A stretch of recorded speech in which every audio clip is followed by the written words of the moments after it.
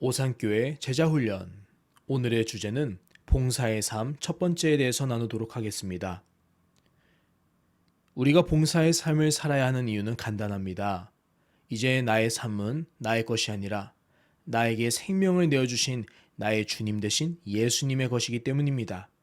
주님은 분명 우리를 구원하실 때 하나님의 자녀로 삼으시고 예수님의 따라야 하는 제자로 삼으시고 더 나아가 예수님과 함께 하나님 나라의 일을 하도록 부르심을 받은 하나님의 동역자로 우리를 세우시고 부르셨습니다. 물론 우리가 중간에 실수하고 넘어져서 그 사역의 길을 그만두고 싶어 할 때도 있겠지만 주님은 그때마다 예수님을 3번 모른다 부인했던 베드로에게 찾아오신 것처럼 오셔서 내가 나를 사랑하느냐? 나의 양을 먹이고 치라. 이렇게 우리에게 권면을 하십니다. 그러므로 우리가 봉사를 해야 되는 것은 어떻게 보면 마치 운명과도 같은 것이지요. 우리는 꼭 봉사를 하는 삶을 살아야만 합니다. 우리가 봉사를 해야 되는 또 다른 이유가 있다면 하나님은 우리를 세우실 때 봉사를 할 때 비로소 우리의 존재가 빛이 나고 행복한 삶을 살 수 있게 만드셨기 때문입니다. 하나님은 사람을 아담을 통해서 지으셨을 때, 아담과 하와를 지으셨을 때 그냥 놀고 먹는 사람으로 짓지 않으시고 온 세상을 정복하고 다스리며 가꾸어 나갈 수 있는 문화의 변혁자로 부르셨습니다. 그래서 사람은 타락을 하고 죄를 지어서 일을 하게 된 것이 아니라 애초부터 하나님이 사람을 세우신 후에 세상을 다스리고 가꾸라고 일을 주셨습니다. 그러므로 우리들은 모두가 하나님께서 세우신 사역자요, 봉사자요, 동역자이기도 합니다. 흔히 사역자라고 말하면 대부분의 사람들은 목사, 신부, 전문 사역자 등을 연상합니다. 하지만 다시 말씀드리자면 성경은 모든 하나님의 사람을 사역자다라고 말씀합니다. 사역이란 무엇이겠습니까? 우리에게 주신 달란트, 곧 재능과 능력과 배경과 경험 모든 것으로 다른 영혼을 섬기는 것입니다. 이런 섬김에 있어서 하나님은 우리에게 예수 그리스도라라는 모델을 주셨습니다. 예수님은 친히 본을 보이시면서 이것이 바로 우리가 본받아 해야 할 일이라라고 말씀을 하십니다. 그래서 유명한 복음 전도자였던 존 웨슬리는 삶을 삶의 모토로 삼고 살았다고 합니다.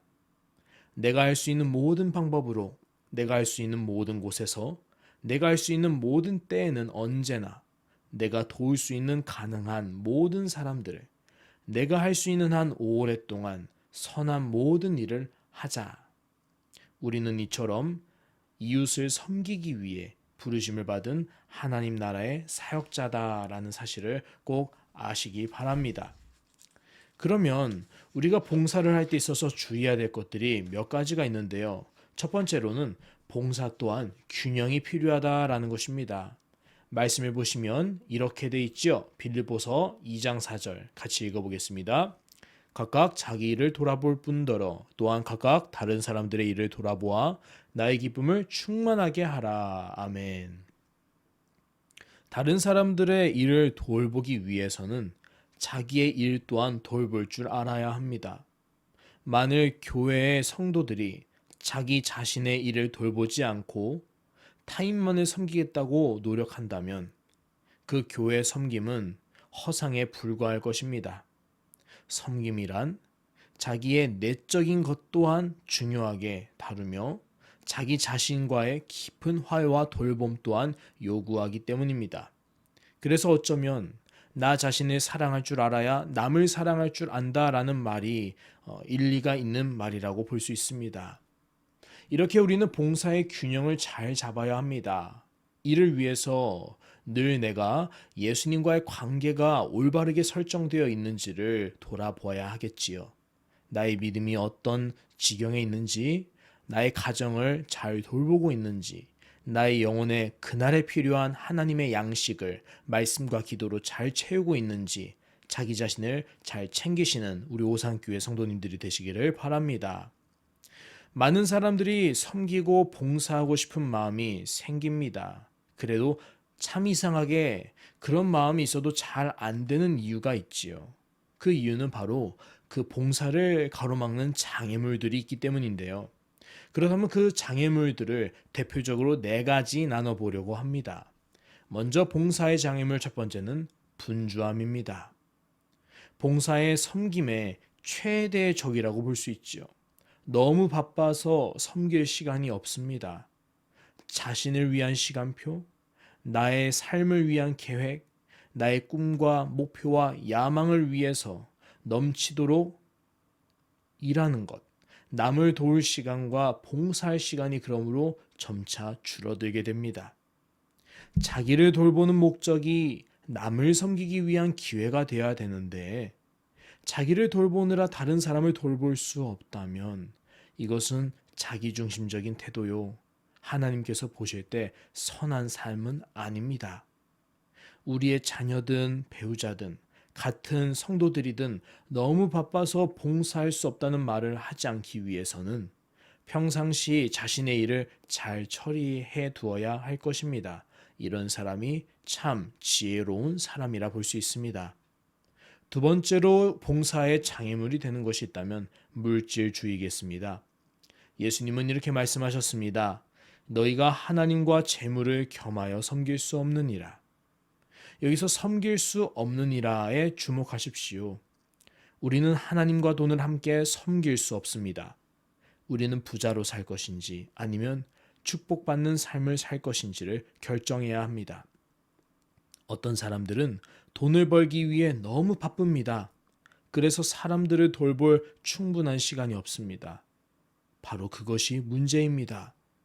인생을 살아가면서 가장 중요한 결정은 바로 내가 하나님의 나라를 세우는 사람인지 아니면 부의 나라를 세워가는 사람인지를 결정하는 데 있습니다.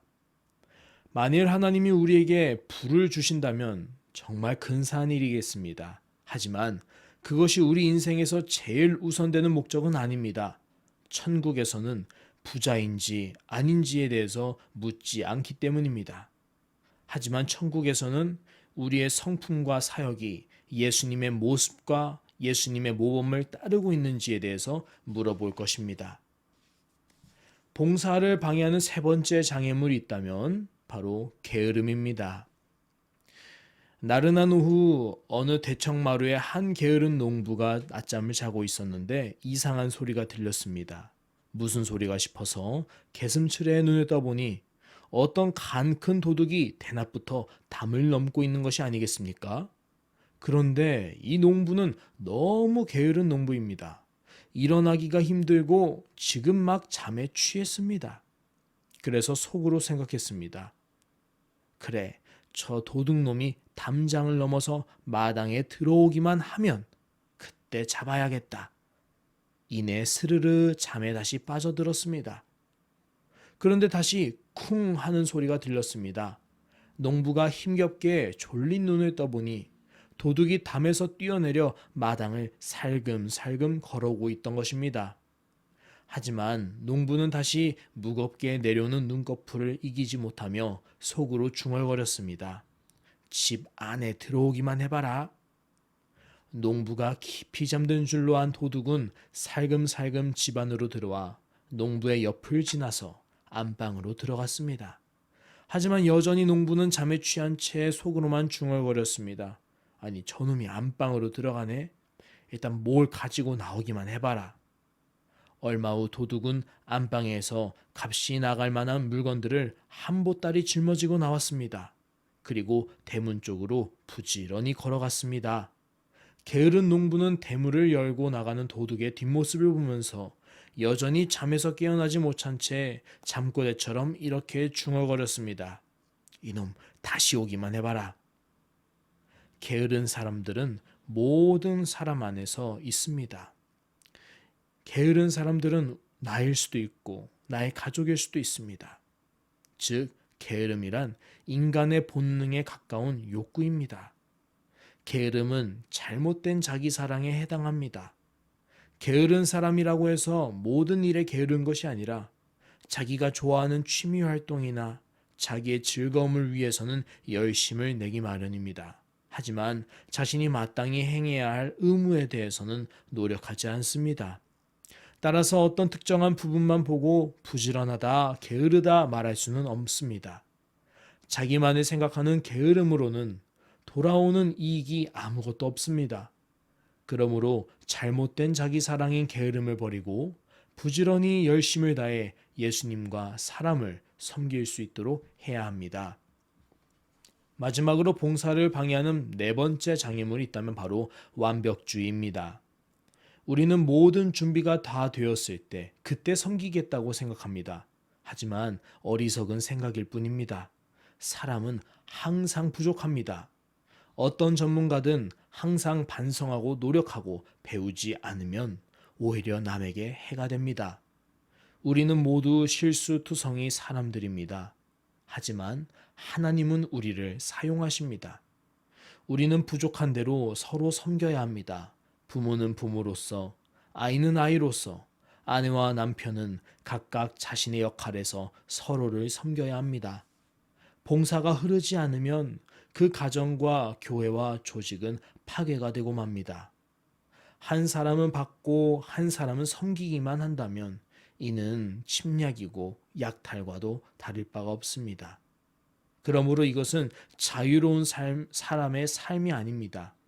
부족한 것이 있다 하더라도 섬기는 삶을 사는 사람이 참된 자유로운 사람입니다. 이렇게 봉사의 네 가지 방해물인 분주함과 물질주의와 게으름과 완벽주의를 우리가 나누었습니다. 과연 나에게 부족한 부분이 있다면, 이 네 가지 중에 나에게 해당하는 것이 있다면 나는 어떻게 해야 되겠습니까? 마지막으로 오늘 봉사자의 태도를 나누도록 하겠습니다. 우리가 다른 영혼을 그럼 섬기기 위해서 어떤 태도를 가져야 할까요? 첫 번째는 자발적으로 섬기는 기쁨과 감사의 태도가 있어야 합니다. 내가 하나님께 받은 은혜와 사랑 때문에 자발적으로 섬길 때 쓰임을 받는 기쁨과 감사가 있습니다. 예수님은 아주 힘든 시간에도 기뻐하셨고 설령 비판을 받을지라도 감사하는 마음으로 하나님께 기도하셨습니다. 그것이 바로 예수님이 자신의 사역을 이끌어 가신 태도였습니다. 두 번째는 비교나 비판을 하지 않습니다. 다른 사람들과 비교하는 마음이 생기면 섬길 수가 없습니다. 그런데 사람은 본성적으로 비교하는 습성이 있습니다. 비교하는 마음이 생길 때마다 우리는 성도는 다 같이 한 몸이라는 사실을 기억하셔야 합니다. 그리고 하나님을 이 세상에서 널리 전파하는 목표가 우리의 공통 목표임을 상기하면서 서로 비교하는 것은 사탄이 우리로 하여금 하나님의 사역을 못하도록 하기 위해 교묘하게 다가오는 술수임을 기억해야 합니다. 세 번째로 봉사자의 태도는 충실함으로 섬기는 것입니다. 충실하다는 것은 결코 포기하지 않고 지속적으로 봉사의 일을 하는 걸 말합니다. 봉사하는 사람은 개인적인 사정으로 쉽게 사역을 포기하지 않습니다. 예수님은 요한복음 17장 4절에서 아버지께서 내게 하라고 주신 일을 내가 이루어 아버지를 이 세상에서 영화롭게 하였사오니 라고 말씀하셨습니다. 예수님은 아버지께서 내게 하라고 주신 일을 온전히 이루실 때까지 일을 쉬지 않으시고 남에게 그 일을 맡기지 않으신 그 본이 있습니다. 우리가 따라야 하는 그 본은 바로 예수님의 이런 끈질긴 책임감이었습니다. 그러므로 사랑하는 성도 여러분, 나에게 맡겨진 직분을 쉽게 포기하지 마시길 바랍니다. 오히려 그 사역을 감당하다가 은퇴한다면 얼마나 감사하겠습니까? 직분의 은퇴는 있지만 섬김의 마음은 비록 꼭 은퇴하지 마시기를 바랍니다. 마지막 네 번째로 봉사자의 태도는 주목받는 것에 집중하지 않는 것입니다. 많은 사람들이 주목받는 것에 익숙해지면 그것에 집중하게 됩니다. 내가 이렇게 섬기면 나의 명예나 명성, 사람들이 나를 바라보는 이미지와 모습이 긍정적으로 변하겠지? 하지만 아닙니다. 주목받는 것보다 더 중요한 것이 있다면 바로 하나님께서 나에게 맡기신 것이 무엇이든지 간에 최선을 다해서 행하는 것입니다. 남들이 못 알아보는, 남들이 알아주지 않는 그런 천박한 일을 하나님이 나에게 맡기셨다 할지라도 최선을 다해서 하나님이 주신 그 사역에 매진할 때 하나님께서 알아주시고 하나님께서 보상해 주십니다. 사랑하는 성도 여러분, 오늘 말씀을 마무리하도록 하겠습니다. 오늘은 네 가지 봉사자의 태도를 함께 나누었고, 또한 봉사자로서 방해되는 것들이 있다면 무엇인지에 대해서도 나누었는데요. 과연 나에게는 어떤 단점이 있고, 내가 잘하는 분야는 어떤 부분이며, 앞으로 내가 개선해서 하나님께 더 많은 봉사의 열매를 맺어드려야 할 부분이 있다면 무엇인지를 깊이 생각해 보면서 오상교회에 보내주신 하나님의 뜻에 순종해서 사랑하는 우리 오상교회를 더욱더 잘 섬길 수 있는 우리 오상교회 성도님들이 되시기를 바랍니다. 기도하겠습니다. 하나님 아버지 감사합니다. 우리들에게 하나님의 동역자가 되게 하시고 교회를 세워가는 봉사자의 직분을 맡아주심을 감사합니다. 최선을 다해서 사람을 섬기며 하나님의 몸된 교회를 섬기는 우리 오상교회 성도들이 되게 하옵소서. 감사드리며 예수님 이름으로 기도합니다. 아멘.